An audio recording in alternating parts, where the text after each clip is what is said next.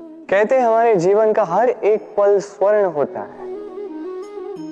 अब या तो हम इसे अपने पास रख सकते हैं या तो इसे जाने दे सकते हैं, क्योंकि यही छोटे छोटे पल है जो हमारे जीवन को बनाते हैं। अब ये जीवन कैसा होगा ये हम पर निर्भर करता है। यदि आप एक एक पल संवारेंगे नहीं, यदि आप एक एक पल प्रेम नहीं करेंगे, यदि आप एक एक पल स्नेह का आनंद नहीं उठाएंगे, तो देखते ही देखते आपका समस्त जीवन नष्ट हो जाएगा, आपको पता भी नहीं चलेगा। अर्थात ये समय सोना नहीं है। इसे हम सोना बना अवश्य सकते हैं हमारे प्रयासों से। ये समय केवल एक हल है जो भूमि को जोत सकता है और कुछ नहीं। सबसे महत्वपूर्ण बात, अपनी भूलों से सीखें। उन्हीं के हाथों से लहू बहता है जो कांटों में छिपे उस पुष्प को निकालने का प्रयास करते हैं। स्मरण रखिए, जिसने जीवन में कभी कोई भूल नहीं की, उसने जीवन में कभी कुछ नया करने का प्रयास ही नहीं किया है। ये भूल आपका सबसे बड़ा शिक्षक है, तो इससे दुखी ना होइए, पश्चाताप ना करें, इस भूल का आदर करना सीखें। फिर देखिए, आप स्वयं को जीवन में और ऊंचा पाएंगे। वो हर प्रश्न का उत्तर मिलेगा, हर संकट का निवारण मिलेगा, कहीं और नहीं, स्वयं झांक के देखिए, प्रयास कीजिए, स्वयं को जगाइए। आप सफल अवश्य होंगे, क्योंकि वो परमात्मा, वो परमेश्वर, वो परब्रह्म आप में भी तो बसता है। स्मरण रखिएगा, अत्यंत महत्वपूर्ण बात, परिवर्तन और पीड़ा ये संसार के सबसे महान सत्य है। जिसने इन्हें स्वीकार कर लिया, मानो वो धन्य हो गए। तो आप सोचिए, आपको अपने जीवन के साथ क्या करना है। यदि कभी आप गिरे, कभी असफल हुए, तो आपको इस उत्साह को खो देना या पुनः खड़ा होना और एक नए संसार की रचना करनी है, निर्णय आपका है। ये शब्द अत्यंत शक्तिशाली होते हैं। यदि ये शब्द नव प्राण फूंक सकते हैं, तो ये शब्द प्राण ले भी सकते हैं।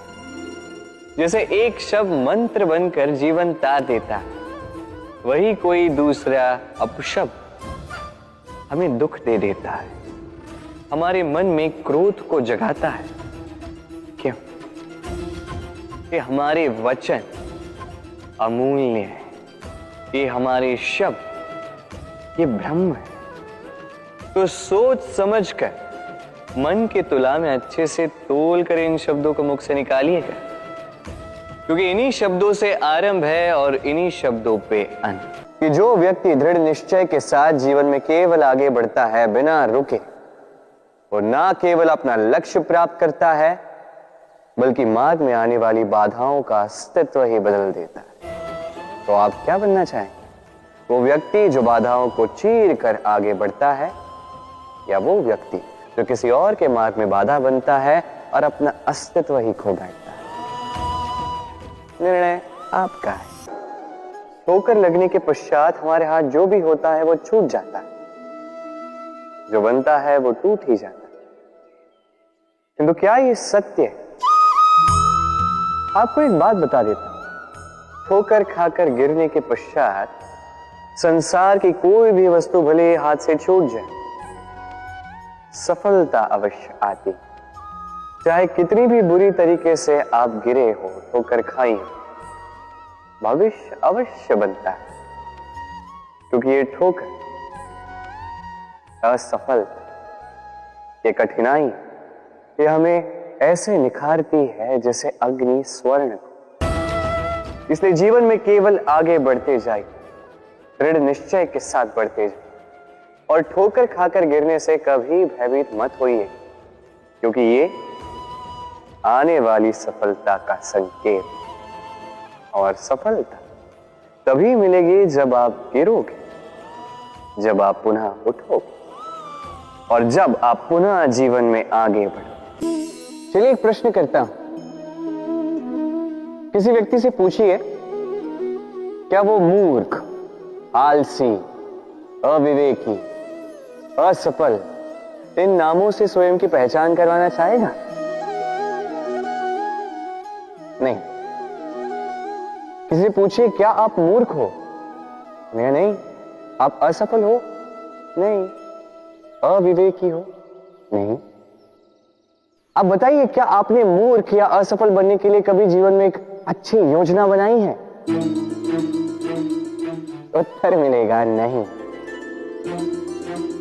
क्योंकि कोई भी योजना नहीं बनाई जा सकती जिससे आप मूर्ख या असफल बने। व्यक्ति मूर्ख या असफल तब बनता है जब वो योजना ही नहीं बनता। देखिए, छोटा सा जीवन, इसे नियोजित करें ताकि अधिक से अधिक लोगों को आप जोड़ सके, अधिक से अधिक प्रसन्नता पा सके, अधिक से अधिक सफलता प्राप्त कर सके, अधिक से अधिक लोगों का मार्गदर्शन करके उनका कल्याण कर सके। कोई ना कोई योजना तो होगी जो आपको आपके लक्ष्य तक पहुंचा दे। क्यों? ये वृक्ष देख रहे हैं आप, कितना हरा भरा, कितना सुंदर। इसकी शीतल छाया में सुख मिल जाता है। इसकी डालियों पर बैठे पंछी, इनकी वाणी सुनो तो थकान ही निकल जाती। किंतु क्या ये वृक्ष आरंभ से ऐसा ही था? क्या ये सदा ऐसा रहा? नहीं। प्रति वर्ष पतझड़ के निर्मम प्रहार इस पर पड़ते हैं, इसके पत्तों को सुखाते हैं, गिराते हैं, किंतु फिर भी ये वृक्ष अटल खड़ा रहता है। और फिर जब वसंत ऋतु आती है, इन्हें नया जीवन दे जाती है। इन पर पुनः नन्ही नन्ही सी कलियां खिलती हैं। इसने पतझड़ का सामना किया, इसलिए आज ये हरा भरा है। राधे राधे।